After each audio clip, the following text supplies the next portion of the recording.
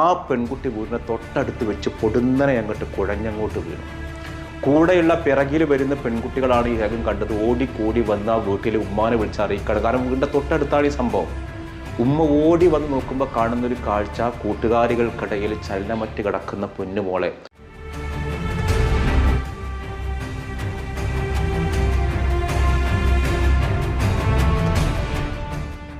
سنخوض معاركنا معهم وسنمضي جموعا نردوهم ونعيد الحق المغتصب وبكل القوة ندفع. അസ്സലാമു അലൈക്കും. Welcome back to Wisal media. ഞാൻ ഫക്രുദ്ദീൻ ബന്താവൂർ. ഇന്ന് രണ്ട് കാര്യങ്ങളാണ് പങ്കുവെക്കുള്ളത്. ഒന്ന്, 17 വയസ്സുള്ള ബാദിറ എന്ന് പേരുള്ള ഒരു പെൺകുട്ടി കഴിഞ്ഞ ദിവസം പരീക്ഷ കഴിഞ്ഞ് വളരെ സന്തോഷത്തോടെ വൈകുന്നേരം നോമ്പ് തുറക്കാൻ വേണ്ടി വീട്ടിലേക്ക് വരികയാണ്. ആ പെൺകുട്ടി വീടിനെ തൊട്ടടുത്ത് വെച്ച് പൊടുന്നനെ അങ്ങോട്ട് കുഴഞ്ഞങ്ങോട്ട് വീണു. കൂടെയുള്ള പിറകിൽ വരുന്ന പെൺകുട്ടികളാണ് ഈ രംഗം കണ്ടത്. ഓടിക്കൂടി വന്ന ആ വീട്ടിൽ ഉമ്മാനെ വിളിച്ചറിയിക്കണം. കാരണം വീടിൻ്റെ തൊട്ടടുത്താണ് ഈ സംഭവം. ഉമ്മ ഓടി വന്ന് നോക്കുമ്പോൾ കാണുന്നൊരു കാഴ്ച, കൂട്ടുകാരികൾക്കിടയിൽ ചലനമറ്റ് കിടക്കുന്ന പൊന്നുമോളെ. ഉടൻ തന്നെ പഴുവിലെ സ്വകാര്യ ഹോസ്പിറ്റലിൽ കൊണ്ടുപോയി. ഇന്നാലില്ലാഹി വ ഇന്നാ ഇലൈഹി റാജിഊൻ. ആ കുട്ടി മരണത്തിന് കീഴടങ്ങി എന്നുള്ളതാണ്. നമ്മുടെ മക്കൾക്ക് എന്താ ശരിക്കും സംഭവിക്കുന്നത്? അത്രയും സന്തോഷത്തോടെ നന്നായിട്ട് പഠിക്കാൻ മിടുക്കിയായ ഒരു പെൺകുട്ടി, ഹയർ സെക്കൻഡറിക്ക് പഠിക്കുന്ന ഒരു പെൺകുട്ടി, 17 വയസ്സുള്ള ഒരു ബാദിറ, കഴിഞ്ഞ ദിവസം വരെ ആ വീട്ടിൽ നോമ്പ് തുറന്ന് ഉമ്മാനോടൊപ്പം നോമ്പ് തുറന്നിരുന്ന ഒരു പെൺകുട്ടി വളരെ പ്രതീക്ഷയുമായിട്ട് പരീക്ഷയ്ക്ക് പോയിട്ട് തിരിച്ചു വരുന്നത് കഫംപുടയിലാവുന്നൊരു രംഗം. അല്ലാഹു നമ്മുടെ പ്രിയപ്പെട്ട മക്കളെ കാക്കട്ടെ. പൊടുന്നനെയുള്ള അപകട മരണങ്ങളിൽ നിന്ന് നമ്മുടെയും നമ്മുടെ പ്രിയപ്പെട്ടവരുടെ കാത്തു രക്ഷിക്കട്ടെ. കോവിഡിന് ശേഷം ഇതുപോലെ കുഴഞ്ഞു വീണ് നടക്കുന്ന മരണങ്ങൾ, കുഴഞ്ഞു വീഴുന്ന മരണങ്ങൾ ഒരുപാടുണ്ട്. പക്ഷേ നമ്മുടെ സർക്കാരോ ബന്ധപ്പെട്ട മെഡിക്കൽ വിഭാഗമോ ഇതിനെക്കുറിച്ച് കൃത്യമായിട്ട് അനലൈസ് ചെയ്യുന്നില്ല. അവർ പറയുന്നത് ഇത് പ്രത്യേകിച്ച് കാരണങ്ങളൊന്നുമില്ല, സൈലൻ്റ് അറ്റാക്കാണ്, പ്രത്യേകിച്ച് അസുഖങ്ങളൊന്നും ഈ കുട്ടിക്കില്ല എന്നുള്ള ലഭിച്ചൊരു വിവരം. അള്ളാഹു ആ കുടുംബത്തിന് ക്ഷമ നൽകട്ടെ. ആ കുട്ടിക്ക് അള്ളാഹു സ്വർഗ്ഗം നൽകി അനുഗ്രഹിക്കട്ടെ. വിശുദ്ധ റമദാൻ്റെ അവസാനത്തെ 10 ലൈലത്തുൽ ഖദ്ർ പ്രതീക്ഷിക്കപ്പെടുന്ന രാവുകളുടെ ദിവസമാണ്. നമ്മൾ പ്രാർത്ഥിക്കുക കുടുംബത്തിന് വേണ്ടിയിട്ട്. തൃശ്ശൂരാണ് ഈ സംഭവം നാടിനെ നടുക്കിയൊരു സംഭവം. ടീച്ചർമാർക്കും കൂടെ പഠിക്കുന്ന വിദ്യാർത്ഥികൾക്കും നാട്ടുകാർക്കും വീട്ടുകാർക്കും ഉൾക്കൊള്ളാൻ കഴിയാത്തൊരു മരണം. മാതാപിതാക്കളുടെ കൺമുന്നിൽ വെച്ച് മക്കൾ മരണപ്പെടുന്നതിനൊരു വേദന പടച്ച റബ്ബ് ഊഹിക്കാവുന്നതിലപ്പുറം. അപ്പോൾ ആ പരീക്ഷയ്ക്ക് പോയിട്ട് വരുന്നൊരു മക്കൾ, ഇപ്പം എൻ്റെ മക്കളാണെങ്കിലും നോമ്പ് നോറ്റിട്ട് കുഴഞ്ഞിട്ടുള്ള വരവായിരിക്കും അവർ. വന്നാൽ പിന്നെ ഒരു കെടുക്കലാണ്. ആ ഒരു കിടന്ന് നോമ്പറക്കന്നെ കുറച്ച് മുമ്പ് ഒന്ന് കുളിച്ച് നിസ്കരിച്ചിട്ട്, കാരണം അവരത്രയും ക്ഷീണിതരായിട്ടാണ്. ആ ഒരു അവസ്ഥയിൽ മക്കൾ മരണപ്പെടുക എന്ന് പറഞ്ഞാൽ അത് ഉൾക്കൊള്ളുക എന്നുള്ളത് വലിയൊരു പ്രയാസമാണ്. ഇതുപോലെയുള്ള അപകട മരണങ്ങളിൽ നിന്ന് നമ്മളെയും നമ്മുടെ പ്രിയപ്പെട്ടവരെയും പടച്ച റബ്ബ് കാത്തു രക്ഷിക്കണം. നമ്മളെല്ലാവരും ദുആ ചെയ്യുക. ഇതുമായി ബന്ധപ്പെട്ട് കൂടുതൽ വിവരങ്ങൾ അറിയുന്ന ആളുകൾ ഈ വീഡിയോ കാണുന്നുണ്ടെങ്കിൽ ആ വിവരങ്ങളൊന്ന് പങ്കുവെക്കാൻ മറക്കരുത്. അപ്പോൾ ഇൻഷാ അല്ലാഹ് രണ്ടാമത്തെ ഒരു കാര്യം പറയാനുള്ളത്, യുദ്ധം 12 ദിവസമായി. ഇന്നലെ ഞാൻ പറഞ്ഞു പാചകവാതകം കിട്ടാനില്ല, ഗ്യാസ് കിട്ടാത്തൊരവസ്ഥയാണ്. ഞാൻ ഇന്നലെ പറഞ്ഞപ്പോൾ പലരും എന്നെ കളിയാക്കി നീ ഇല്ലാത്തത് പറയാണ്. ഇന്നത്തെ പത്രത്തിലെ പ്രധാന വാർത്ത അതാണ്. ഞാൻ ഇന്നലെ പറഞ്ഞ സബ്ജക്റ്റാണ് ഇന്ന് പത്രങ്ങളിലെ പ്രധാന വാർത്ത. ഇന്ന് റിപ്പോർട്ട് എല്ലാ ചാനലും പ്രധാന വാർത്ത. പാചകവാതകം കിട്ടാനില്ല. നമ്മൾ അപേക്ഷിച്ചാൽ പോലും അത് കിട്ടുന്നത് ദിവസങ്ങൾ കഴിഞ്ഞുള്ള ഒരു സാഹചര്യം. പെട്രോളിന് വില കൂടി, മ്യാൻമറിൽ കൂടി, ബംഗ്ലാദേശിൽ കൂടി, പാകിസ്ഥാനിൽ 52 രൂപയെ കൂടിയിട്ടുള്ളത്, ശ്രീലങ്കയിൽ 22 രൂപയെ കൂടിയിട്ടുള്ളത്, അമേരിക്കയിൽ വില കൂടി, എല്ലാ രാജ്യങ്ങളിലും പെട്രോളിന് വില കൂടിക്കഴിഞ്ഞാൽ പിന്നെ സാധനങ്ങളുടെ വില കൂടും. അമേരിക്കയിൽ വില കൂടി. നമ്മൾ വിചാരിക്കും യുദ്ധം നമ്മളെ ബാധിക്കണില്ലല്ലോ, മുസ്ലിം രാജ്യമല്ലേ ചാവട്ടെ എന്ന് കരുതുന്നവരുണ്ട്.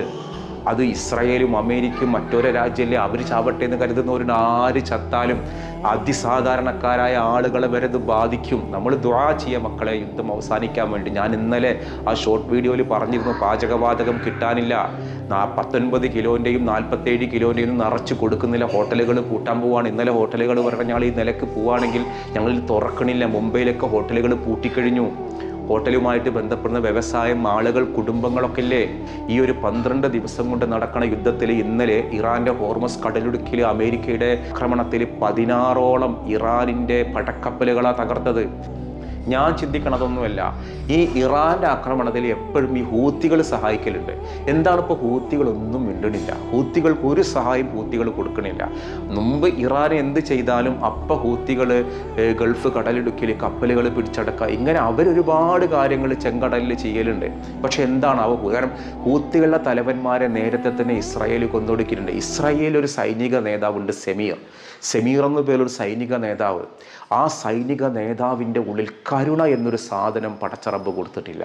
അയാൾ അങ്ങനെ സൃഷ്ടിച്ചത്, ഇസ്രായേലിൽ പലസ്തീൻകാരെ വേർതിരിക്കുന്ന വൻമതിൽ സൃഷ്ടിച്ചത് ഇയാളുടെ ബുദ്ധിയാണ്.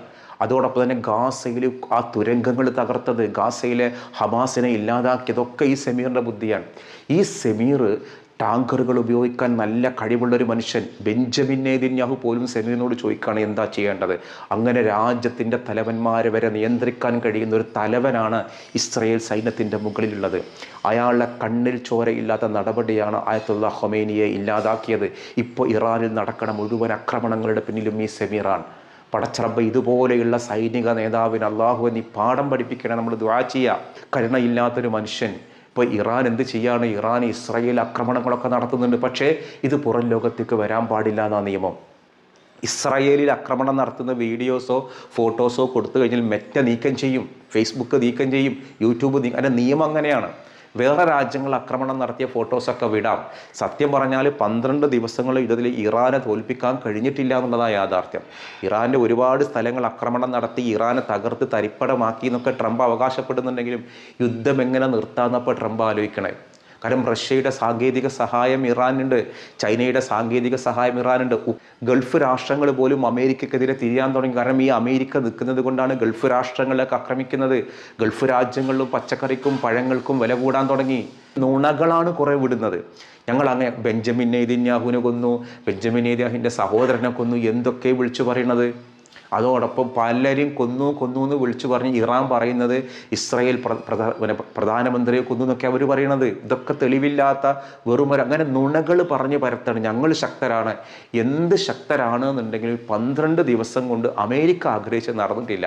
അമേരിക്ക കരുതിയത് ആയത്തുള്ള ഖൊമൈനിയെ ഇല്ലാതാക്കിയാൽ പിറ്റേ ദിവസം അമേരിക്കയുള്ള റാസ പഹലവി ഇവിടെ വന്നിട്ട് പുതിയ ഭരണകൂടം വരുന്നുള്ളതാണ്. എന്ത് ഭരണകൂടം വരുന്നത്? 12 ദിവസമായി ഈ ആയത്തുള്ള ഖൊമൈനിയുടെ മകനുണ്ട്, ഒരു മുജിത്തബ. ആ മുജിത്തബയാണ് ഇപ്പോൾ പുതിയ പരമോനേതാവ്. അയാൾ വാപ്പാനേക്കാൾ കണിശക്കാരനാണ്. അദ്ദേഹത്തിന് ഭരണാധികാരിയാക്കിയതിൽ ഇറാനിൽ ഭിന്നത ഉണ്ട്. ഇറാനിൽ 2 വിഭാഗം ഷിയാക്കളുണ്ട്. ഒന്ന് മിതവാദികൾ, മറ്റൊന്ന് ഉഗ്രവാദികൾ. ഈ മിതവാദികളുടെ കയ്യിലായിരുന്നു ആയത്തുള്ള ഖൊമൈനിയൊക്കെ ഉണ്ടായിരുന്നത്.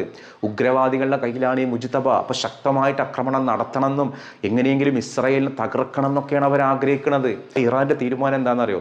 എവിടെയെങ്കിലും വേറെ രാജ്യങ്ങളിൽ പോയിട്ട് ഏതെങ്കിലും ഇറാനികൾ ഇറാൻക്കെതിരെ സംസാരിച്ചു കഴിഞ്ഞാൽ, ഇറാൻക്കെതിരെ പ്രതിഷേധം ഇറാൻക്കെതിരെ പ്രകടനം നടത്തിയാൽ അവരെ സ്വത്തുക്കൾ നാട്ടിലുണ്ടെങ്കിൽ അന്ന് കണ്ടു കിട്ടും, പിന്നെ നിങ്ങൾ ഇങ്ങോട്ട് വരണ്ട എന്നുള്ളതാണ്. അതുകൊണ്ട് ഇപ്പോൾ എവിടെയും ലോകത്തിൻ്റെ ഒരു ഭാഗത്തും ഒരു പ്രകടനവും നടക്കുന്നില്ല, ഒരു ആഘോഷങ്ങളും നടക്കുന്നില്ല ഇറാനെതിരെ. ഇറാൻകാരുടെ പെരുന്നാളൊക്കെ ഒരു മിതത്വത്തോടു കൂടി ചെലവഴിക്കുക. കാശൊന്നാകെ ഗൾഫിൽ അയച്ച കാശാണെന്ന് കരുതി പരമാവധി ഉമ്മമാരെ ചെലവഴിക്കണ്ട. നിങ്ങൾ കുറച്ച് എടുത്ത് വെച്ചോളൂ. ഒരു ദാരിദ്ര്യത്തിൻ്റെ കാഠിന്യത്തിൻ്റെ കാര്യം വരുമ്പോൾ നമുക്ക് ഉപയോഗിക്കാൻ വേണ്ടിയിട്ട് ഒരല്പം നമ്മൾ കോമൺ സെൻസ് ഉപയോഗിക്കുക, ബുദ്ധി ഉപയോഗിക്കുക. കാരണം വരാൻ പോണ സാഹചര്യം അങ്ങനെയാണ്. നമ്മളിതുവരെ പറഞ്ഞിരുന്നത് ഒരു കുഴപ്പം നമുക്ക് വരില്ല, നമ്മുടെ കയ്യിൽ വേണ്ടോളം പെട്രോളിയം ഉൽപ്പന്നങ്ങളുണ്ട്, നമ്മുടെ കയ്യിൽ ഇന്ധന ശേഖരമുണ്ട്, അതേപോലെ ഗ്യാസ് ഉണ്ട്. എവിടെ ഇപ്പം എന്തായി ഗ്യാസിൻ്റെ കാര്യം കഷ്ടത്തിലായി. നിങ്ങൾ നോക്കിക്കോ, അടുത്ത 2-3 ദിവസത്തിനുള്ളിൽ നമ്മുടെ നാട്ടിൽ പെട്രോൾ വില വർദ്ധിക്കും. പെട്രോൾ വില വർദ്ധിച്ചു കഴിഞ്ഞാൽ ലോറി സമരം വരുന്നു. ലോറി സമരം വന്നു കഴിഞ്ഞാൽ ഭക്ഷ്യസാധനങ്ങളുടെ വില വർദ്ധിക്കുന്നു, പച്ചക്കറി വില വർദ്ധിക്കുന്നു, എല്ലാ വസ്തുക്കളും. ഈ വർദ്ധിച്ച വില പിന്നെ കുറയൂല. അതാ പ്രശ്നം. യുദ്ധം കഴിഞ്ഞാലും ഇത് കുറയില്ല. കഴിഞ്ഞ കുറച്ച് വർഷങ്ങളായിട്ട് ഇന്ധന വില കൂട്ടിയിട്ടില്ല. ക്രൂഡ് ഓയിലിൻ്റെ വില കുറഞ്ഞിട്ട് അതിനനുസരിച്ച് ഇവർ കുറച്ചിട്ടുമില്ല. അവർ നല്ല ലാഭമാണ് പെട്രോളിയം കമ്പനിക്കാർ നേടിയത്. ഇനി യുദ്ധത്തിൻ്റെ കാര്യത്തിൽ പാകിസ്ഥാനിൽ കൂടിയത് 52 രൂപയാണ്. അവിടെയൊന്നും പെട്രോളില്ല. ബംഗ്ലാദേശ് ഇന്ത്യയോട് ചോദിക്കാണ് പെട്രോൾ തായോ, ഉൽപ്പന്നങ്ങൾ തായോ എന്ന് പറഞ്ഞിട്ട്, ഇന്ധനം തായോ എന്ന് പറഞ്ഞിട്ട്. നമ്മൾ വിചാരിക്കുന്നതിനപ്പുറമുള്ള ദുരിതങ്ങളിലേക്ക് നിങ്ങൾ പാനിക്കാവാൻ വേണ്ടി പറയണതല്ല കേട്ടോ. ഇന്നത്തെ പത്രങ്ങളിൽ ഇന്നലെ ഞാൻ ഷോർട്സിലിട്ട് അതേ വിഷയമാണ് ഇന്നത്തെ മാതൃഭൂമിയിലെ പ്രധാന വാർത്ത. പാചകവാതകം കിട്ടാനില്ല, ഹോട്ടലുകൾ അടച്ചുപൂട്ടുന്നു. ഇന്നലെ ഞാൻ പറഞ്ഞ പിന്നെ കളിയാക്കിയിരുന്നത് എന്തിനാ നുണ പറയണമെന്ന് ഓരോരുത്തർ ചോദിച്ചത്. ഇസ്രായേലിൻ്റെ അമേരിക്കയുടെ ആഗ്രഹം ഇതെങ്ങനെയും നിന്ന് കിട്ടണം എന്നാണ്. പക്ഷെ നിർത്താൻ ആരും തയ്യാറല്ല, ഇറാൻ തയ്യാറല്ല. കാരണം ഇറാൻ്റെ ശക്തി അത്രയും വലുതാണ്. ഇറാൻ്റെ പ്രഹരശേഷിയുള്ള മിസൈലുകൾ ഇനി ഉപയോഗിക്കാൻ പോണേ ഉള്ളൂ എന്നാണ് പറഞ്ഞു കേൾക്കുന്നത്. ഞാനിന്ന് ചോദിക്കുന്നൊരു ചോദ്യം, ഇപ്പോൾ യുദ്ധം തുടങ്ങിയിട്ട് 12 ദിവസം പിന്നിട്ടു. ഈ 12 ദിവസം കൊണ്ട് ഏറ്റവും അധികം നാശനഷ്ടമുണ്ടായത് ഇറാനിലാണോ, ഇസ്രായേലിലാണോ, അമേരിക്കക്കാണോ? അമേരിക്കക്കും ഇസ്രായേലും കോടികളുടെ ആയുധങ്ങളാണ് ഇല്ലാതായത്. കാരണം അവർ കോടികളുടെ ആയുധങ്ങൾ ഉപയോഗിച്ചാണ് ആക്രമിക്കുന്നത്. ആ ആയുധങ്ങളൊക്കെയാണ് ഇറാൻ തകർക്കുന്നത്. ഇറാൻക്ക് അത്രയും വലിയ തുക വരുന്നില്ല, ലക്ഷങ്ങളുടേതാണ്. അപ്പോൾ ഈ ഒരു 12 ദിവസങ്ങളിൽ ഇതിൽ ഏറ്റവും അധികം നഷ്ടങ്ങൾ ഉണ്ടായത് ഇറാനാണോ അതോ അമേരിക്ക ഇസ്രായേൽ സഖ്യകക്ഷിക്കാണോ? വേറെ രാജ്യങ്ങളൊന്നും ഇതിൽ പങ്കെടുത്തിട്ടില്ല. എന്താണ് അതിൻ്റെ ഉത്തരം എന്നുള്ളതാണ് നിങ്ങൾ താഴെ കമൻറ്റ് ചെയ്യേണ്ടത്. മറ്റൊരു ദിവസം മറ്റൊരു വീഡിയോയുമായി വീണ്ടും കാണാം. അസ്സലാമു അലൈക്കും.